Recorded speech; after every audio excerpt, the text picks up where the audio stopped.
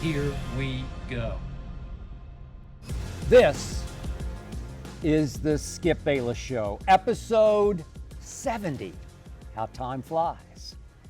This, as always, is the Undisputed, everything I cannot share with you during Undisputed. And I cannot wait for Undisputed to return. Today is also a brand new day for this podcast, as I now sit in a brand new studio. This one's called Stage D, as in dominant.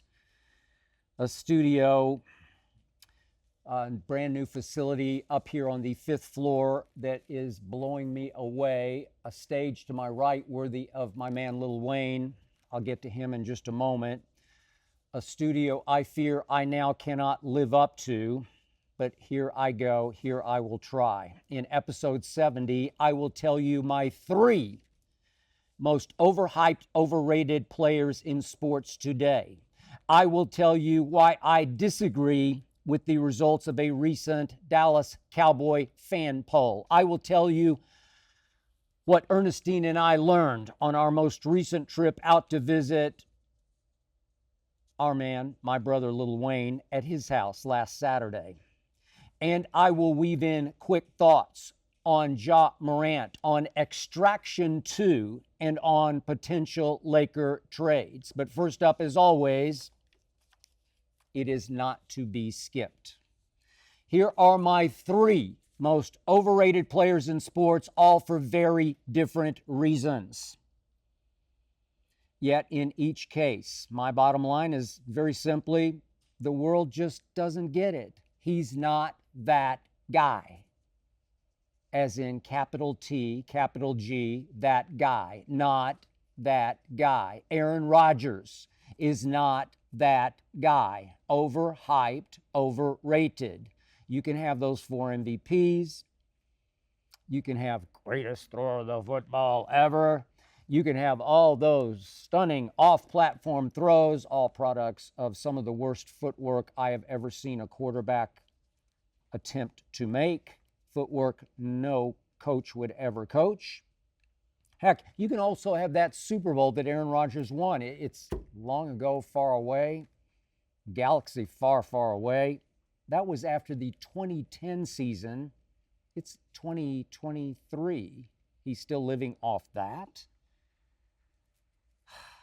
As you might recall, the Packers that year, that's 13 seasons ago, pulled off that Super Bowl win as a road wildcard team. And Aaron Rodgers stunk in that NFC Championship game in Chicago, in which he almost lost to Caleb Haney, subbing for that guy from Vanderbilt I'm trying to forget.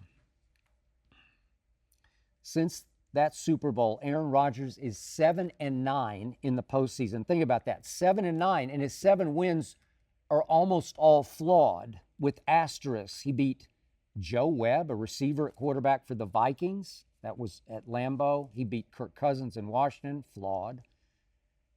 He beat my Cowboys at Lambeau in the Dez caught it game because he obviously caught it.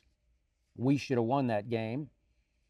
He beat my Cowboys at Jerry World on 2 intergalactic field goals by Mason Crossbar, 56 and 51 yards, 2 hand of God field goals that looked no way when they were about halfway to the uprights. At Green Bay, you might recall, Aaron Rodgers got to beat the Giants, who were led by an Odell Beckham Jr., who had prepared for his first playoff game up on the frozen tundra by taking a trip to South Beach. He'd further wrecked the Giants early in that game with 2 huge first quarter drops. And at Green Bay, Aaron Rodgers benefited from getting to beat a Rams team without a Jared Goff, who really couldn't play in that game because he had a pin that had been inserted into surgically repaired thumb. And that day, Aaron Donald was mostly a ghost playing with cracked ribs. 3 years ago, Aaron Rodgers had the #1 seed in the NFC and lost a home NFC championship game, as you remember, to Tom Brady, a game in which Aaron Rodgers played like frozen tundra in the fourth quarter on the frozen tundra. 2 years ago, Aaron Rodgers had the number one seed again in the NFC and lost a home divisional round game to San Francisco because Aaron Rodgers played like he had gangrene in Green Bay, especially in the fourth quarter.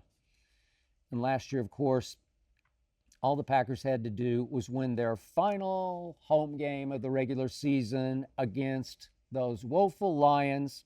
Again, this was in Green Bay, and Aaron Rodgers stunk again. Yet for years, Aaron Rodgers has led this league in State Farm commercials.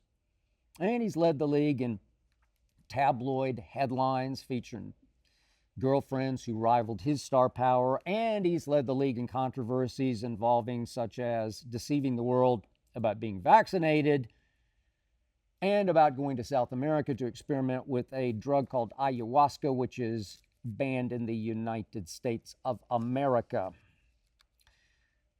For years, Aaron Rodgers has led this league in finger pointing and blame deflecting until finally even the arch-conservative Green Bay Packers said that is enough.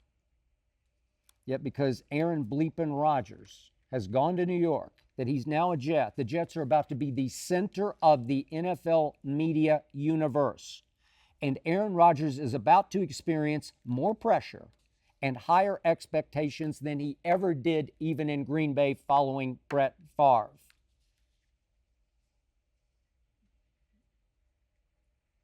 Aaron bleepin' Rodgers, now called Broadway Aaron, the man about town in New York City, the talk of the town in New York City, says that he's happier than he ever was in Green Bay. We will see about that. We'll see in September. We'll really see in December. And my bottom line there is good luck, New York Jets. My second overrated player comes from the sport I am addicted to playing, or at least attempting to play. It's called golf. Sometimes I call it goof because that's what I usually do when I try to play golf. But maybe never in the history of sports has a player been more overrated, certainly more overhyped, than Ricky Fowler. Never has a player in any sport had more national TV commercials while winning less than Ricky Fowler has. Now, he has won a Players' Championship. It's considered the fifth major, quote unquote. But it is not one of the four majors. Ricky has had lots of high majors finishes. He's got 12 top 10s. That's very, very good. He was second in the 2018 Masters to Patrick Reed, but it never was really close, even though he finished just a shot behind. Never really that close, never put that much pressure on Patrick Reed. The point is, Ricky Fowler has never won even one Masters, one U.S. Open, one British Open, even one PGA. Because Ricky Fowler is just not that guy. Way overhyped, overrated. Now, he's a very nice guy. I think the kids love him because of the hair, the tattoos, the neon pastels, the shirts, the slacks that he wears, especially the orange for Oklahoma State where he played on Sundays. And maybe kids relate to him because he's smallish even for a golfer. He's listed at 5'9", 150 pounds. He might go 160 now. He's fairly stoutly built. Can kids better identify with that sort of stature? Maybe. Yet in this age of 400-yard tee shots, Rory's 380, 390, even in the U.S. Open, Ricky's actually just too small to be dominant. Man, back in, I don't know what it was, maybe 2012, I was on vacation in Oklahoma City and I was introduced to, I think it was Ricky's manager at the time out at Oak Tree National. And I actually got into an argument with this guy about Ricky not being big enough to ever be a superstar in golf, to win, the topic of conversation was to win 5 or 6 major championships. I said, no, sorry. And this guy said, no, you have no idea what you're talking about. And I think I did.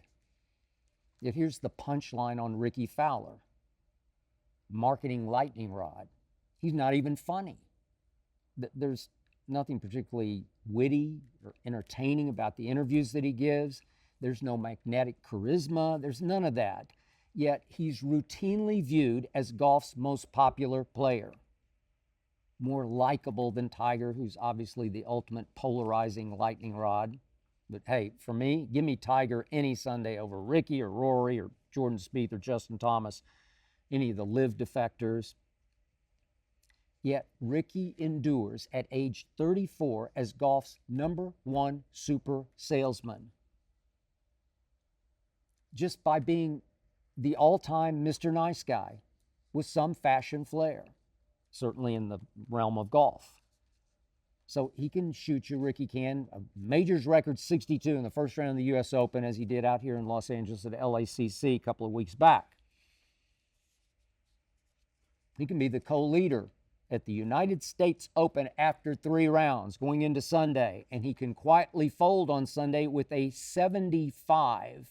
56 players shot better on Sunday than Ricky Fowler did as co-leader at the United States Open. Did you hear any criticism of Ricky Fowler's final round?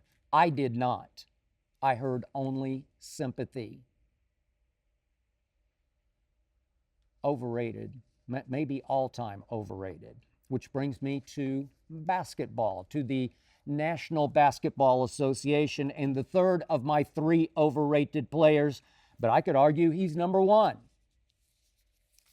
Now, I'm not talking about him, as unclutch as he was in all 4 fourth quarters of the conference finals against Denver.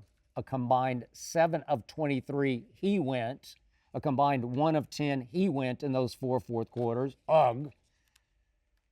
But at least he has won 4 championships, albeit with 6 finals losses. So no, it's not him. It's Damian Lillard. It's Dame time, which too often has been lame time. Dame is simply not that guy. Yet he has social media mystique of any superstar, of a Kevin Durant or a Steph Curry, of any player who's actually won something. Yet Dame Dollar has made lots and lots of dollars, making lots and lots of TV commercials, the latest for Modelo. I like the ads, but every time I see one, I think, him? He got this? Dame has a very smooth style about him. He has a good, strong, very pleasingly deep voice. I mean, the man can rap. To me, he's the best of the athlete rappers.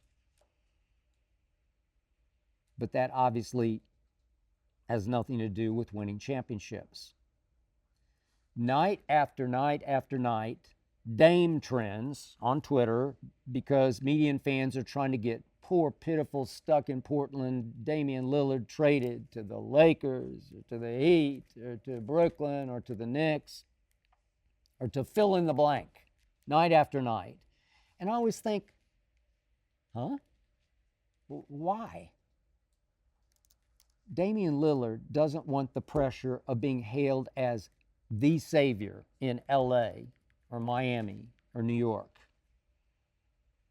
And even though Dame is obviously a very good player, I don't want those other cities that we're talking about, those desperate for Dame teams, to have to find out that their savior is not that guy. Look, I know Dame has hit a couple of big walk-off clutch shots in playoff rounds, always the first round. There was the one against Houston in a closeout game back in 2014, first round. There's the even better known one, 2019, fueled by his Russ-hating fury, remember, against Oklahoma City? That led to Dame time as he waved goodbye to Russ. Those were his 2 big moments, and boy, have they fueled him. Man, has he ever lived off those two moments. Dame has now played 61 playoff games.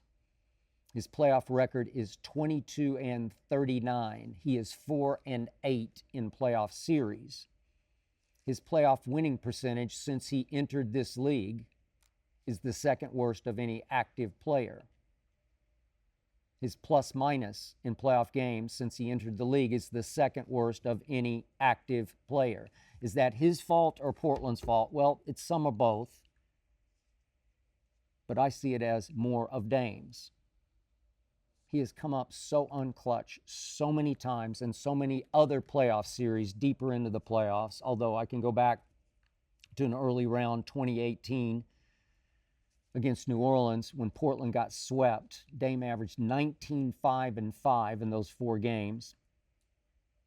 Combined in those 4, he went 25 of 71 from the floor. That's 35%. That is pitiful. In those 4 games, all 4 losses, he went 9 of 30 from 3, 30%.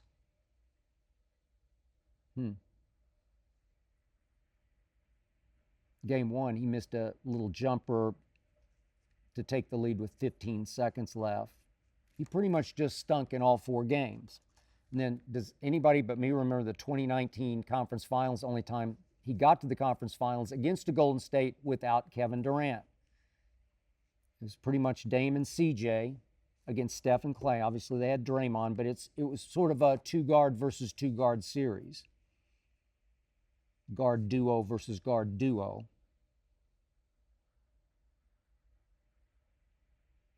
They lost all 4. All 4 games, sort of like Lakers versus Denver this year in the conference finals. Portland had every opportunity to win all 4 games. Game 2, Dame missed 2 late shots that could have pulled it out. Game 4, he missed 4 late shots that should have pulled it out and did not. In the 4th quarter of those 4 games, Damian Lillard from the floor went 8 of 26. 8 of 26, that's 31%. He went 5 of 17 from 3, that's 29%. In those 4 fourth quarters, he was a minus 30. That is not good. But for me, what really sums up Damian Lillard were 2 excruciatingly memorable end of games that I will never forget. The first was a pretty forgettable game. It was one of the final regular season games in the bubble, the few that they played to get ready for the playoff run in the bubble in Orlando. This game was against the Clippers on a Saturday afternoon. Maybe you remember, maybe you don't. I certainly do. Dame went to the line for 2 crucial late free throws, and he missed them both. Do you remember what several Clippers were doing, several starters who had been pulled from the game over on the bench as he went to the line and as he started to miss? Pat Bev, Paul George, others were mocking Dame, tapping their wrists. It's Dame time. Ha, ha, ha. On and on it went.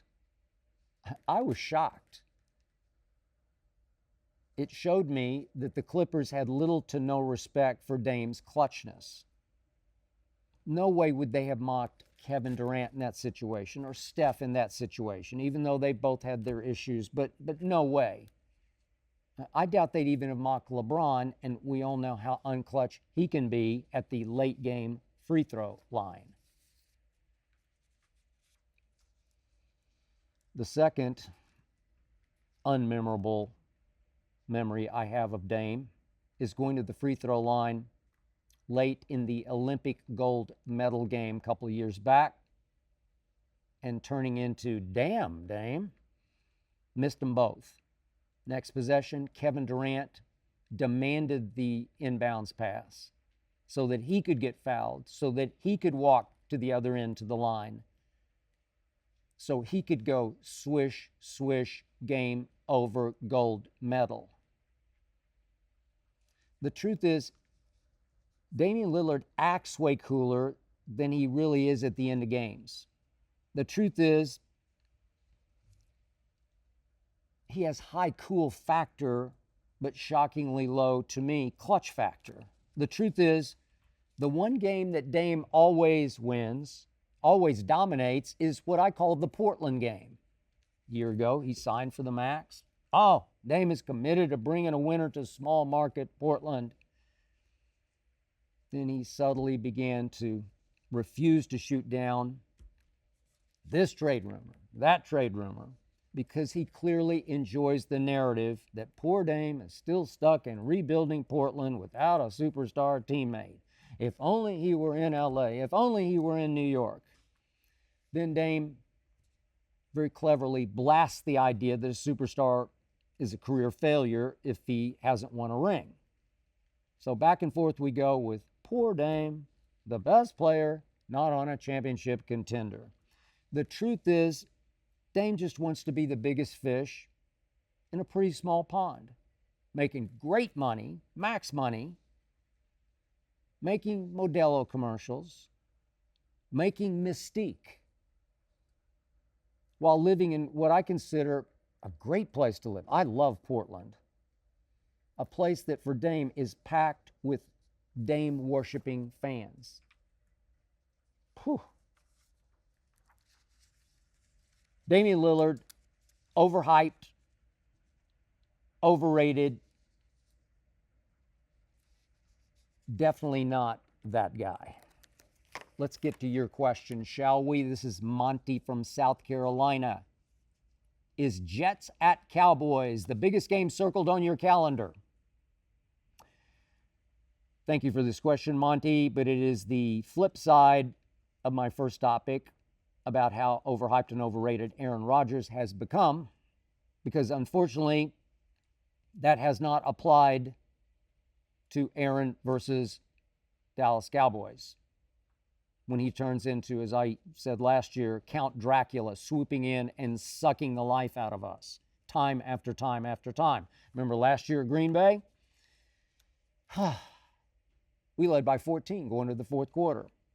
And Aaron turned back into Aaron bleeping Rodgers. He goes 6 of 8 just in the fourth quarter alone for 66 yards and 2 touchdowns, while my man Dak disappeared right on cue. 3 of 8 in the fourth quarter for all of 18 yards. Green Bay won the fourth quarter 14-0, and we went to overtime in which Dallas, won the toss. And we hit, and we missed, and we hit, and we missed, and finally we missed on 4th and 3 at their 35. We should have tried the field goal. I don't know what Mike McCarthy was thinking. Probably nothing. And Aaron turned right around and hit Lazard for 36 yards, and they walked it off with a field goal by Mason, crossbar 31-28. But yes, Monty, I do have that game circled this year because I'm already on record. We will finally beat Aaron bleepin' Rodgers in Dallas on Sunday, September 17th at 4:25 Eastern Time. Then again, the game I have 2 big metallic blue circles around is on Sunday, November 5th. That one is at Philadelphia. Cooper Rush very nearly pulled off that game last year at Philly. This time, we win. You might have noticed I blew right by the at San Francisco game on the Cowboys schedule. That's Sunday night, October 8th, because I don't have a lot of hope for winning that game or for the Cowboys winning the NFC Championship game. I've already predicted that we will lose at San Francisco, where we, of course, lost last year's playoff game, as well as losing to San Francisco the year before at Jerry World in the playoffs. But I must admit, I was intrigued and occasionally baffled and sometimes amused by a Cowboy fan survey that ran the other day in The Athletic. I disagreed with the results of the first question, which was, what grade would you give the Cowboys for the offseason? The winner of that fan poll at 65% was a B. Maybe as in blah, I don't know, but a B. I'm sorry, I believe the Cowboys had the NFL's best offseason. I'm going A for offseason. They traded for 2 must-haves, stole both of them. Just stole them in trades that shocked me. The more I think about them, the more shocked I am, pleasantly shocked.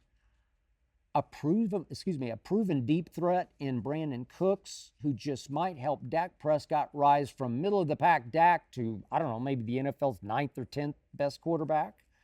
And they traded or stole Stephon Gilmore, traded for Stephon Gilmore, still a top 5 corner with top 1 brains and instincts, the missing link for what I believe will be the NFL's best defense, the Dallas Cowboys.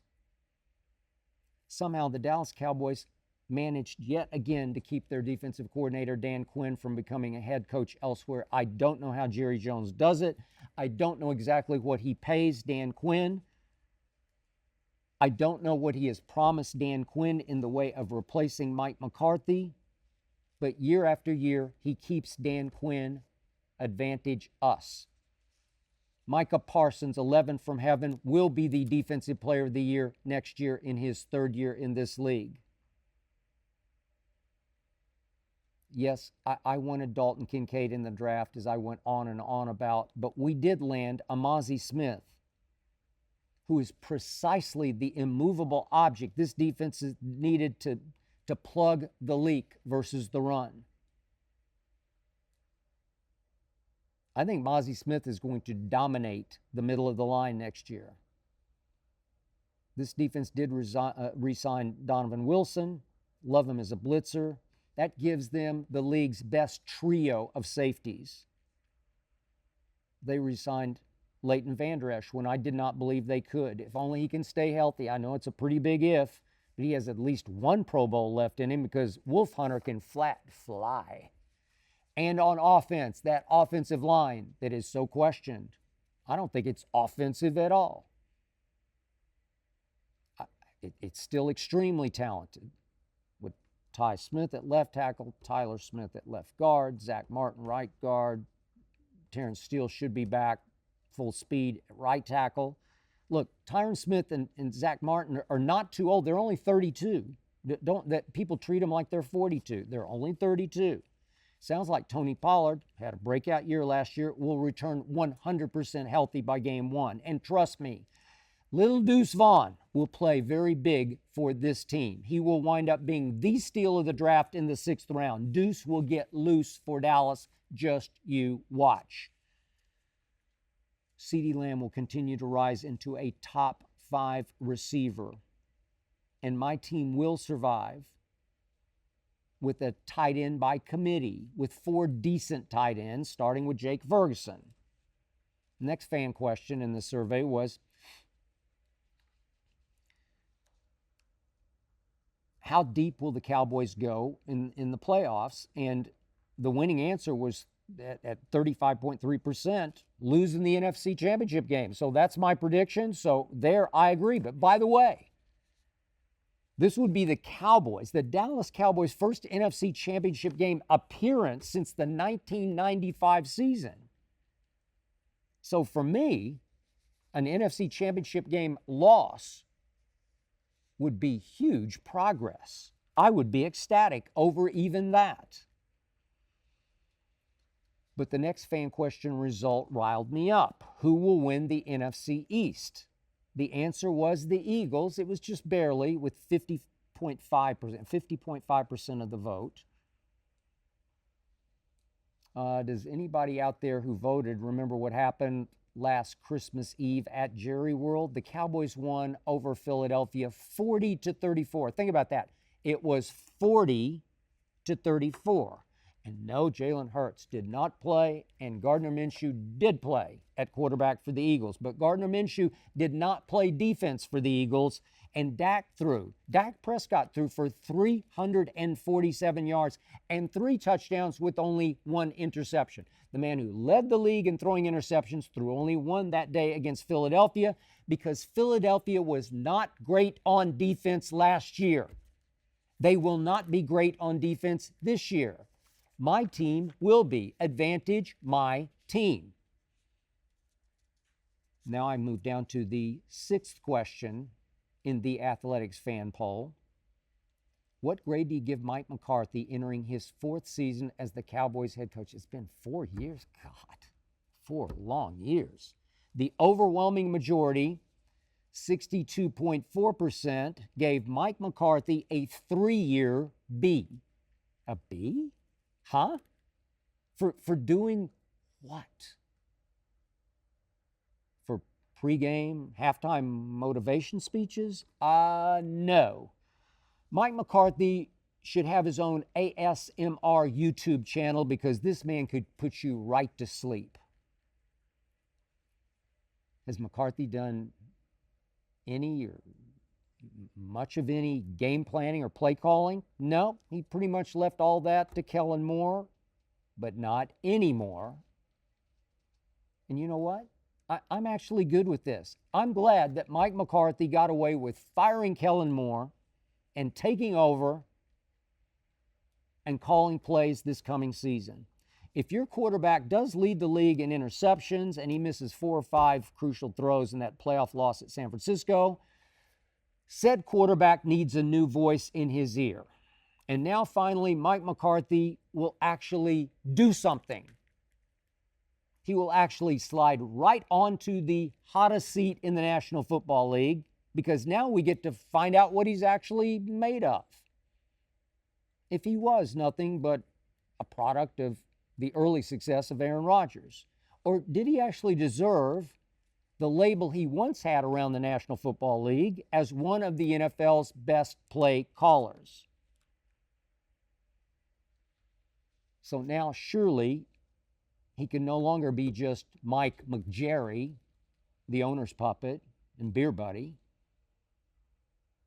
Now we find out what you got Mike McCarthy. For his first 3 years, I gave McCarthy a letter grade of I don't know, of incomplete, of nothing. He did nothing. There's no letter grade for nothing. He just didn't show up to class. But this year, this coming football season, I'm hoping to give Mike McCarthy a B, maybe even a B plus, as the voice in Dak Prescott's head. This is Drew from St. Louis who asks, do you visit Lil Wayne once a week? Do I detect, Drew, a hint of sarcasm in your question? No, Drew. Ernestine and I drive out to visit our man Wayne, I don't know, maybe 4 or 5 times a year. We always go on a Saturday, hoping the LA traffic will be just a little bit lighter, and it never is, as we take the 405 freeway from West LA, where we live, up over the hill and down into the San Fernando Valley, and out the 101 toward Thousand Oaks, where I used to attend many Dallas Cowboy training camps. I loved it out in Thousand Oaks. I could live out in Thousand Oaks. It's just too far from here at Fox.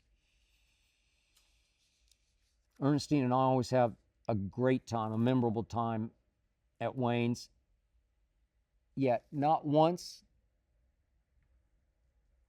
have we eaten a single bite there. These visits are not about eating or drinking. They're just about talking, about delving, about conversating, about feeding off each other's psyches and stream of consciousness. Now, there are bursts of sports talk between me and Wayne.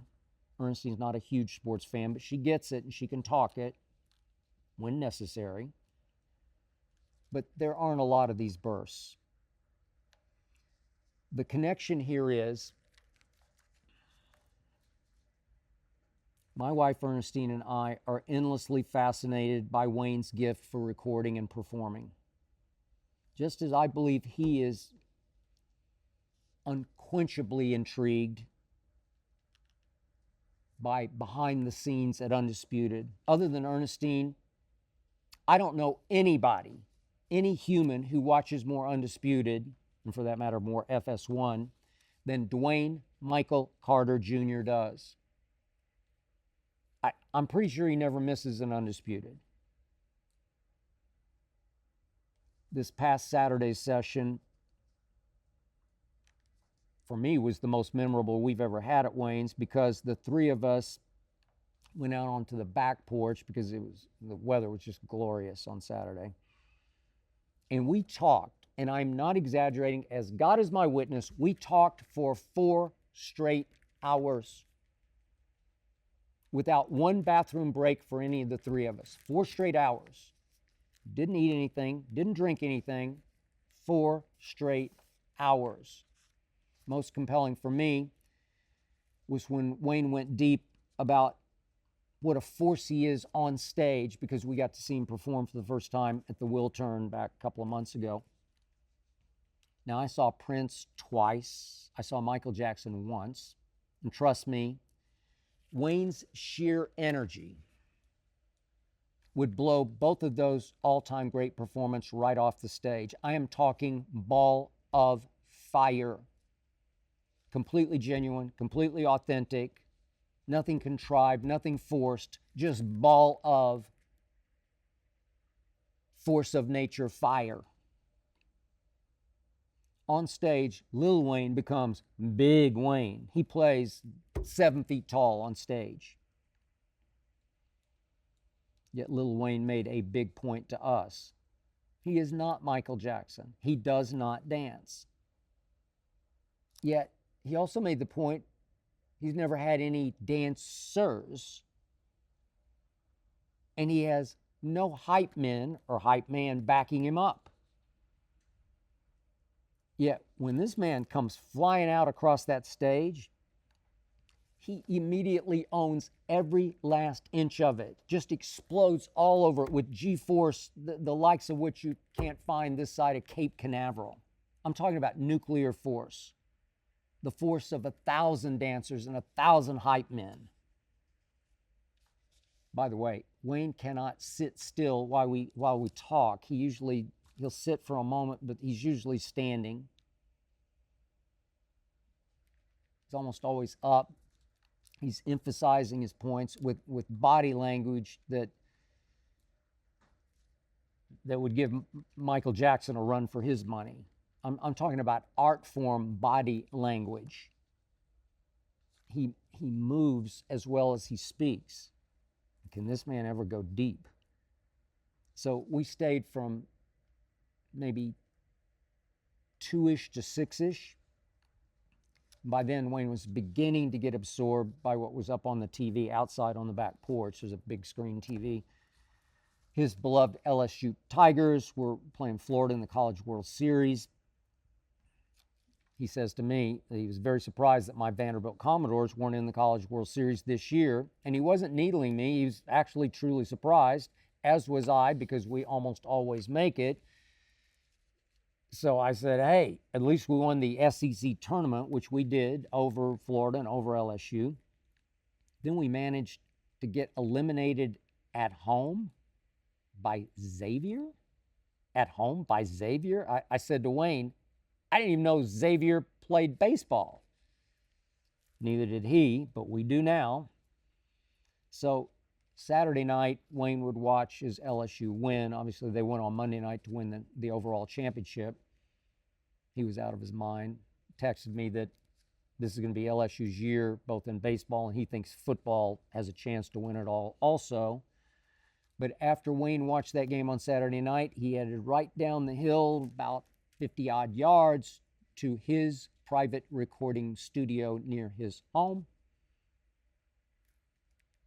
And he'll spend the rest of the night until the sun comes up recording.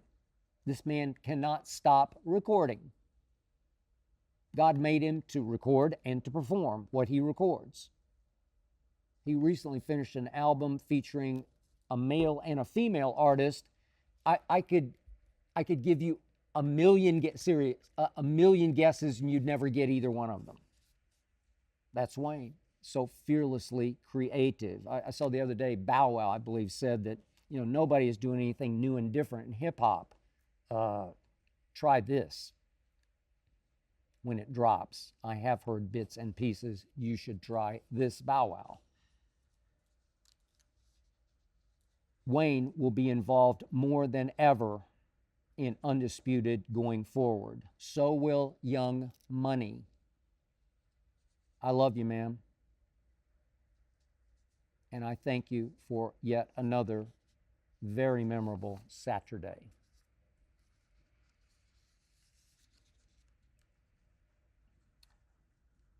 This is Vance from New York who asks, what is on your travel list this summer? Speaking of New York, Vance, Ernestine, native New Yorker, is going to go to New York, see all of her old friends for 1 week. This is the first time she's been back to New York since the pandemic.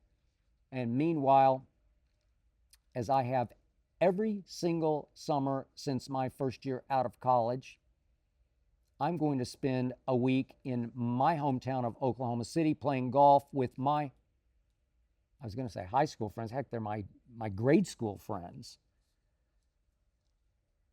Going to play with my grade school friends on the courses we grew up on, Lincoln Park, East and West in Oklahoma City. For me, going to Paris or London or Rome would not make me any happier. This is Tim from New Jersey who asks, what does Ja Morant's season look like? Seriously, I hope I'm very wrong about this, but to me it looks like business as usual. Same time next year, ho-hum, another little suspension, another speed bump. He'll be back in early December, somewhere around December 10th, after his 25-game suspension. It'll take a little while for him to ease back into the flow, to play his way into shape, to get up to speed. But then, I believe, hope I'm wrong, Ja will go right back to being same old Ja. Living life the very same way he's lived it since he arrived as an NBA star. Hope I'm wrong. But I do not think this punishment was anywhere near severe enough to force him to get the help that he says several times that he needs to get, to force him to grow up, to force him to give up all the old off-the-court lifestyle, all the old friends who clearly were not good for him. I figure right away when he comes back, December 10th-ish, he'll go right back to it's a parade inside my city, Ja. That Ja who owns the city of Memphis, that will have his back, that will, as they say in AA, enable him to do pretty much whatever he wants to do. Enable him to tell the adults exactly what they want to hear. He's very good at that. He's a smart kid, Ja. And then he'll continue to run the streets with the same old buddies, same old issues. Hope I'm wrong. Fear I'm not. But I will not be surprised if Ja Morant has yet another incident before next season ends. This is Mel from Portland. Remember, it's Portland. Question is, the Lakers should trade for blank in order to turn them into NBA champions next season. No. They do not need to trade for that blank. Not for Dame time. In my humble estimation, the Los Angeles Lakers should trade for nobody.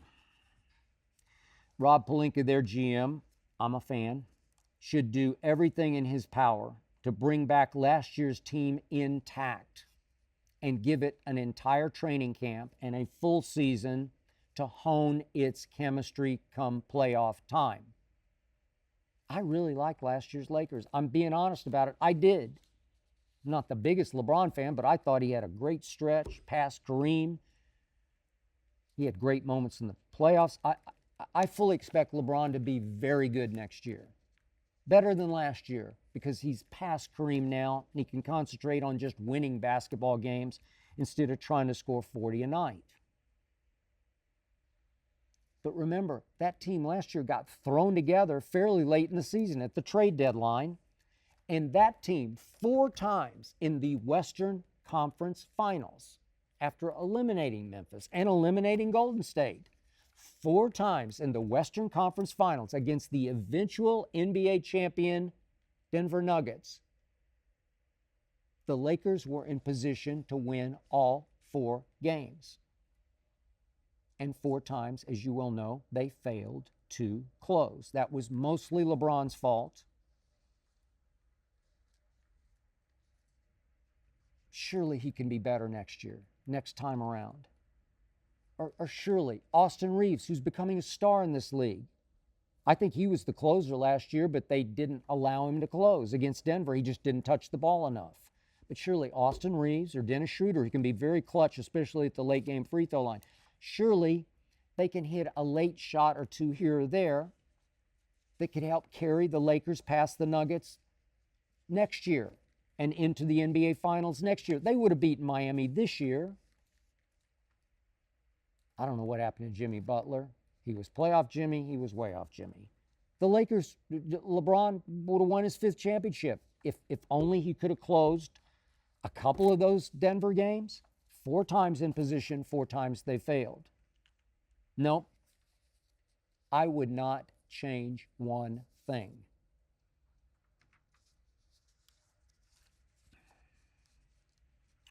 Allow me to conclude with this. No, before I do, I got one more. I've got to throw this in. Forgive me for this. I'm a frustrated movie critic.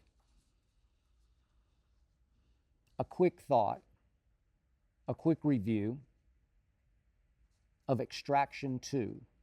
Huh? Extraction 2? I liked Extraction 1. I wasn't blown away by it, but I liked it enough that when Extraction 2 popped up, looking at Ernestine like, will you? Sure. For her, Chris Hemsworth is a movie star. He commands the screen. He owns the screen. You buy every last ounce, every last drop of blood.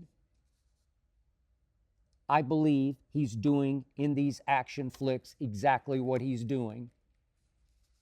He feels like he doesn't need a stuntman. He is that character. He owns that character. He owns these movies. I've never seen anything quite like Extraction 2. It runs for 2 hours and 2 minutes. 2 hours and 2 minutes. 122. Trust me on this. If you like action movies, that genre, Extraction 2 gives you more bang for your buck than any action movie I have ever seen. Any of the Wicks, Atomic Blonde, name them. Any. This is 3/4 of 2 hours and 2 minutes is top shelf action, first rate action, clever, creative action. Not repetitive, not boring, not ho-hum, edge of seat action. Not giving any of it away, but once he goes into the prison to extract what he needs to extract, I won't go any deeper than that, it starts. You've got a 45-minute chase scene that winds up on a train that is blow you away stunning. Even Ernestine was like, I'm worn out from watching this. The plot involving a son is pretty good. It sustains throughout the 2 hours and 2 minutes. The first of it's slightly slow. They're only the first of it because he's trying to recover from what look like life-ending injuries he suffered at the end of Extraction 1. So you have to sort of hang through that. But once you do, once the action starts, the last, say, 3/4 of the movie is just flat out nonstop. Great grand finale. I don't know what's not to like here. For what it is in the action genre,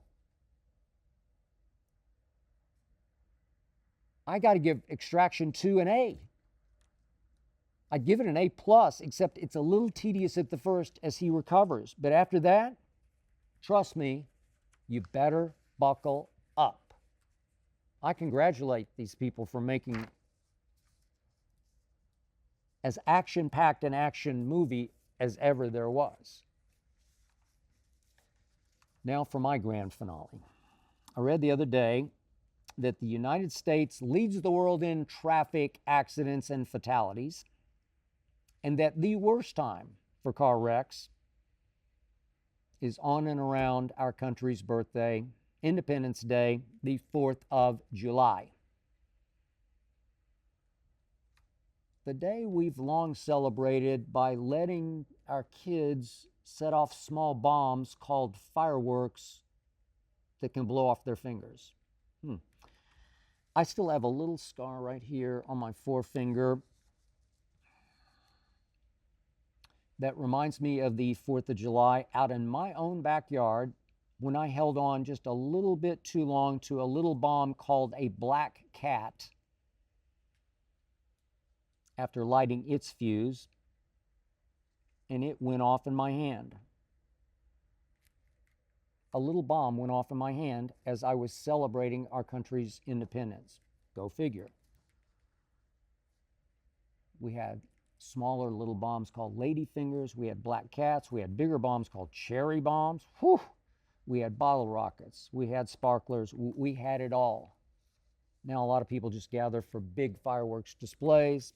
Accidents can happen, but at least you have professionals handling the actual bombs. But I celebrated with black cats and cherry bombs from, I don't know, age 5 until probably 13 or 14.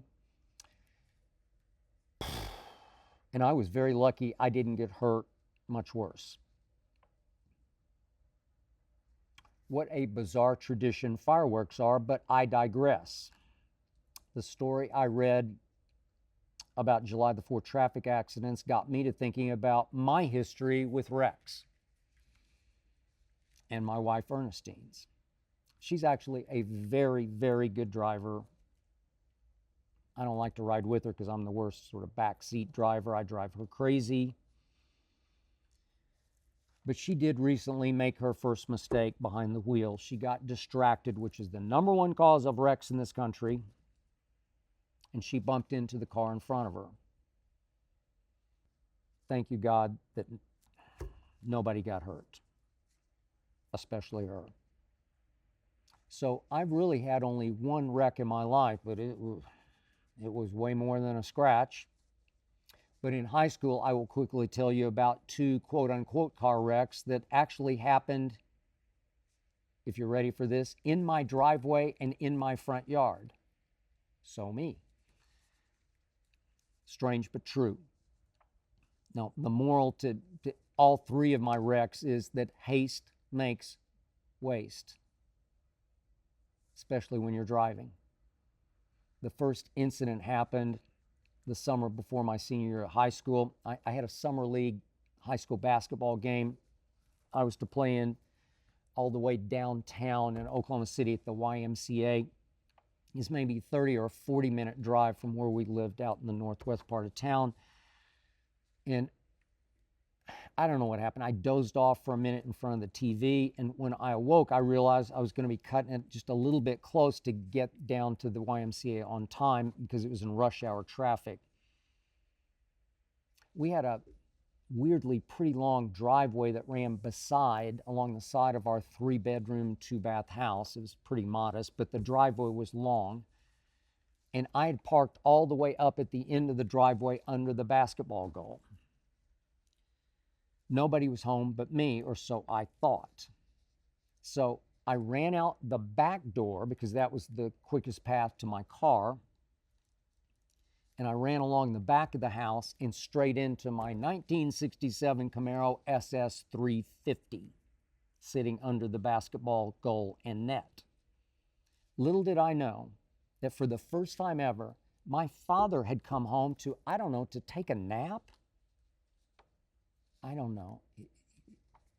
He just lived drunk. Maybe he got too drunk that day to work through the day. Maybe he came home just to kind of sleep it off a little before the dinner rush at night at his little hole-in-the-wall barbecue restaurant, which is clear on the other side of town, maybe a 45-minute drive from where we lived. But for whatever reason, my father came home and I was not aware. Never done that. He had parked his panel truck that he used to cater parties out of the little barbecue restaurant. But he parked his panel truck, I don't know, maybe 10 or 15 yards behind my car. So I turned the key, my Camaro roared to life, I threw it in reverse, and without a single glance in the rear view, I pushed down on the accelerator. Now, there was about a 3 or 4 foot high retaining wall that went along the edge of our driveway to keep the neighbor's garden from falling into our driveway. It was just a little above. So I just used the retaining wall to go right back down the driveway, to guide me back down the driveway. So all I did was look sideways at the retaining wall to make sure I stayed straight. Never look back 1 second. So you can imagine the impact. You can imagine the jolt I got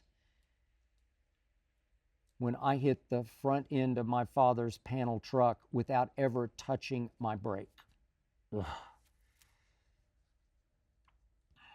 I did quite a bit of damage to the front end of his truck. I did some to the back end of my car, but it was still very drivable. He came staggering out to see what the hell had just happened. We didn't have much of a relationship. He surveyed the damage and he shrugged and said, well, I guess I got to call Walter. That was our longtime insurance agent, Walter Steff. Without saying much at all, I maneuvered my Camaro right around his truck and I made it to my game on time. When I told Ernestine this story, she said, that is so you. Haste made waste. And my next quote-unquote wreck happened the following summer before I went away to Vanderbilt, and it's even more inexplicably bizarre. This is very difficult to explain, but we actually lived on a dirt road right in the middle of Oklahoma City. It's city all around us, but the dirt road we lived on was called Grand Boulevard, and for some reason, it just never got paved. I don't know why. It had fairly high traffic. It was just 2 lanes, but cars constantly up and down Grand Boulevard, and it never got paved. Then it curved around up into Nichols Hills, where the rich people lived, and it was paved up in Nichols Hills. But by us, never paved. I don't know why. So on either side of Grand Boulevard were 2 graveled access roads in front of the houses. And from these gravel roads, it was maybe 20 yards of just weeds downhill to a drainage ditch that ran on either side of the dirt road Grand Boulevard. So our house was set way back from Grand Boulevard because we had a gravel access road that you took up to the 5 houses on the block or whatever it was that were our neighbors. So one night I was supposed to play in a church league softball game and I forgot to put my contact lenses in, and I turned around on Grand Boulevard and roared back in my Camaro to our house. And instead of pulling into the driveway because I was in such a rush, haste makes waste, I just pulled straight off the gravel access road onto the front yard. It was the dead of summer. The grass was pretty much yellowed out. We didn't really care about the front yard. I just drove and sort of angled around by the front door and left my car running. It was a 4-speed manual with the clutch. And so I just put it in neutral, left it running, and as it came to a stop, the nose was pointed back toward the gravel road, and I hopped right out, right in the front door. By the way, I remember I didn't need a key in those days because we never locked our front door. Can you imagine today, never locking your front door? We just never, I don't think we locked it at night. I don't remember locking it. Nobody broke in those days. I don't know. Who knew? I ran in, put my contacts in maybe 2 minutes, ran straight back out, and what a sight I beheld. I got out onto the front porch just in time to watch my Camaro plunge nose first down into the drainage ditch alongside Grand Boulevard. And I'm like, this cannot be. Our front yard is flat as a pancake. How did my car keep rolling roll completely across the gravel access road, down through the weeds, down, 20 yards, and crash nose first down into the drainage ditch, dirt drainage ditch, alongside the dirt road that was Grand Boulevard. I was dumbfounded. I was stunned. I was thunderstruck. And for the next 2 hours, it took 2 hours to get somebody to pull my Camaro up out of this drainage ditch. A number of my friends drove past on Grand Boulevard and leaned out the window and asked, "What happened?" Can you imagine the shame, the embarrassment I felt? What happened? Again, my father, not happy. My mother shrugged and said, "Oh, well, that's you." I told my wife Ernestine this story just the other night. I'd never told her this one. She said, "That is so you." I have brains, but they can be so scattered. I'm getting better at it, but they can still be a little scattered. Once again, haste made waste. Now for my only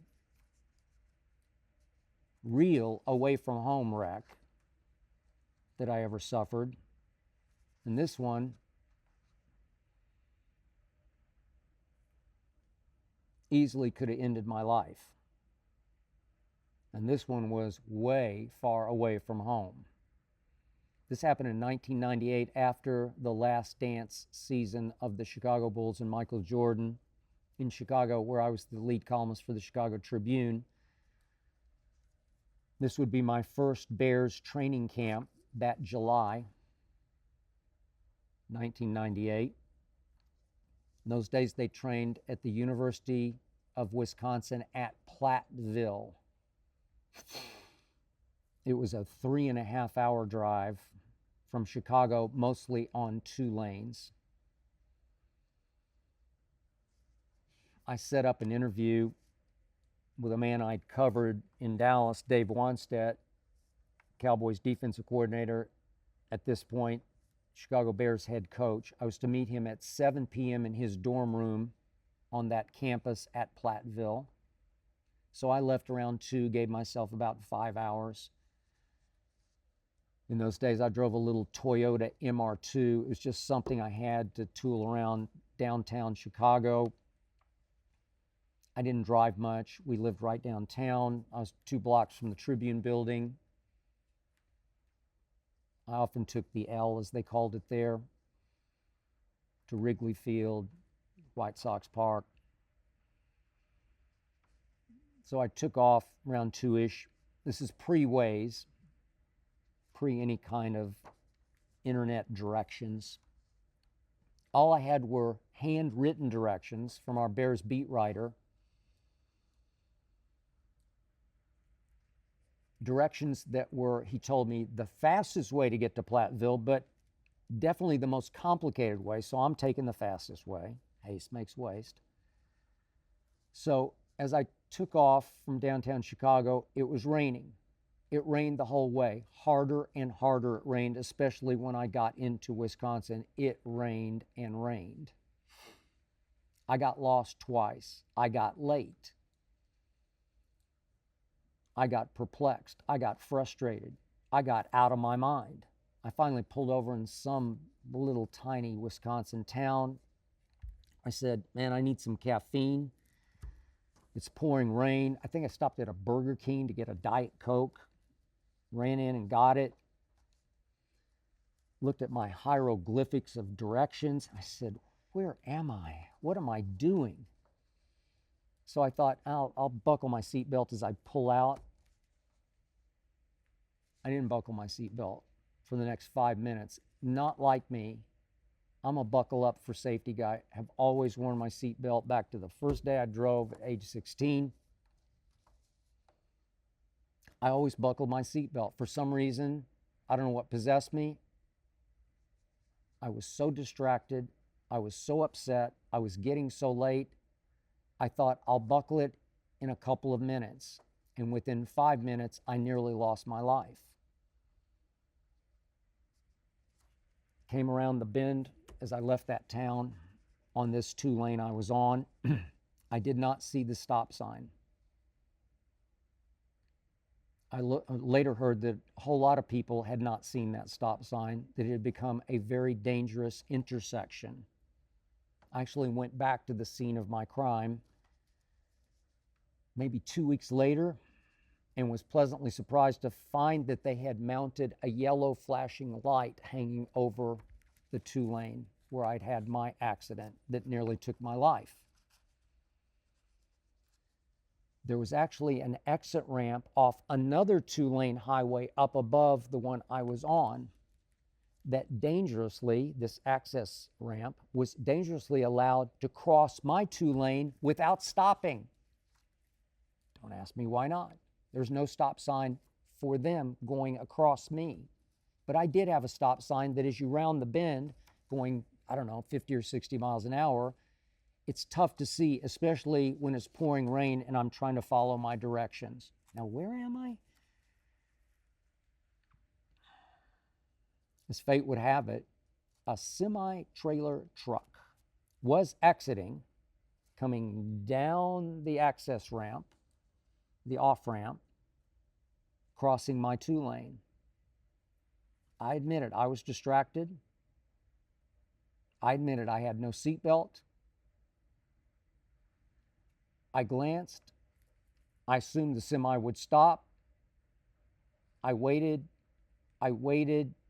He kept coming, and suddenly I realized the semi is not stopping. There was one flashpoint moment when, as I slammed on the brakes and I steered as hard left as I could steer, I realized I'm going to have a wreck. And I can feel it now. It just felt like time stopped for a second as I skidded sideways toward the semi. I think I broadsided the semi. I think I actually hit in underneath it, my little MR2. My airbag on the driver's side exploded and obviously saved my life. I hit the semi pretty hard. I actually hit it so hard I bounced off and wound up heading in the opposite direction from which I had come. But miraculously, when I came to a stop, I shook my head for a second and realized I was actually pretty okay. The exploding airbag had sort of ripped the skin up off my left arm. It was just skinned. No big deal. I sat for a second. I looked at the front of my car. It looked pretty totaled, but I was able to open the driver's side door because I'd hit on the other side, more front, far side. I got out. The driver of the semi had stopped. He got out. And the great irony to this whole story was a frequent target of mine and everybody else's in the media in Chicago in those days was Jerry Krause, the GM of the Bulls. Jerry Krause had become the bane of Michael Jordan's existence, would soon force Michael Jordan into a 3-year retirement because he was forcing Phil Jackson out as Bulls coach. And the driver introduces himself to me, and his last name is Krause. I'm thinking, Jerry Krause hit me with his semi. It's perfect. That's the way my life should have ended, in Jerry Krause's view. Jerry Krause did not like me. We had our knockdowns and our dragouts. But he was a nice guy, this Krause. And his semi really wasn't damaged much at all. My car looked totaled, and it was. His semi, like one big tank. He just shrugged. Everything okay? Got back in and left. The ambulance arrived maybe 10 minutes later. I'm just standing there was a median there, as I recall. And the EMTs, the medics, they come running. One guy came running up to me and said, "What are you doing?" I said, "I'm waiting for you." And he said, "You need to sit down, sir." I said, "No, I'm fine." He said, No, you're not fine." Because he's looking at my windshield, which is cracked because the windshield hit into the semi. Again, saved by the airbag. But he insisted I sit down. They insisted I lie down in the back of the ambulance. And I kept saying, "No, I didn't hit my head. I'm actually just fine." Took me to the hospital. They made me stay for, I don't know, 2 or 3 hours. I just kept saying, "I just want to go home. I'm okay. I'm just skinned up." They treated my arm a little bit, bandaged it up. It was no big deal. It was gone in a couple of weeks. I was fine. I was extremely lucky, but I think about my one wreck from time to time.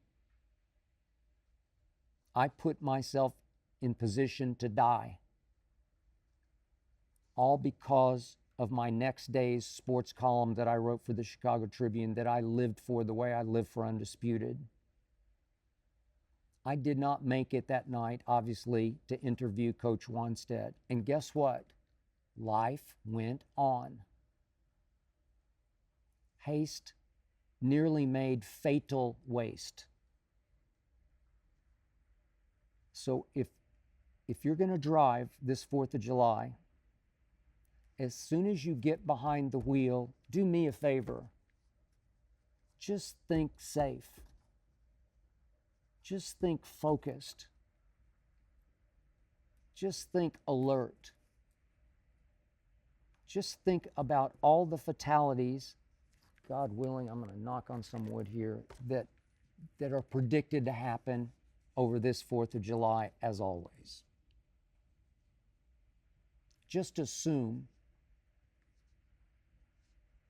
that nobody sees you, that nobody's going to stop, that nobody has a stop sign. Just always assume the worst, and you'll almost certainly be okay. Just think, no rush. If you're a little late, life will go on. If you rush, life might not. Please drive safely. And please be careful with those firecrackers. That's it for episode 70. Thank you for listening and or watching. Thanks to Jonathan Berger and his All-Pro team for making this show go in this brand new studio that I'm sitting in right now here on the 5th floor at Fox. Thanks to Tyler Korn for producing. I will talk to you next week here on the Skip Bayless Show. And I cannot wait for Undisputed to return.